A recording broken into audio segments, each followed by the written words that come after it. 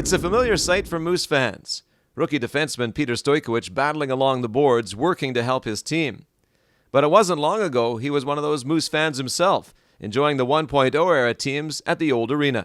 I remember going to the old Winnipeg Arena with the Queen up there and sitting up in the nosebleeds with my brothers and family, and not even be able to see the play. You'd have to watch the play on the monitors up there, but it was always great. Everybody loved the Moose here in Winnipeg, and they were our team. Born and raised in Winnipeg, Peter enjoyed watching American League games with family and was inspired by some of the greats, including Mike Keane and Jimmy Roy, guys in key roles with the Jets and Moose who now help him grow as a pro. There were many guys that came through the Manitoba Moose organization that went on to have successful NHL careers, and the people here in Winnipeg are passionate fans, and obviously they've always been Moose fans as well. And with the Jets not here, the city really supported and thrived on the Moose, and they were Winnipeg's team here while the Jets weren't here. MTS Center has become his home rink, but before Peter started playing hockey for a living, he was one of the lucky ones with a ticket for opening night at the shiny new downtown arena. Got to watch that game here, and it was a new era for Moose hockey, and there was always that excitement that the Jets might return, but at that point it was the Manitoba Moose. It's funny how life works, because it's like Stoykewych was meant to have this special hometown experience.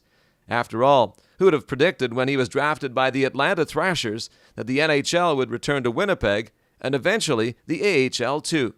Yeah, it's been pretty surreal. Obviously, being drafted to Atlanta, that's about as far as you can get picked from Winnipeg. And fortunately, they relocated here. And then the year I turned pro, St. John's relocated to Manitoba as well. So kind of got lucky in that sense. But I'm pretty fortunate to be able to play here in my hometown. And thanks to playing at home, he's been able to share the thrill with friends and family.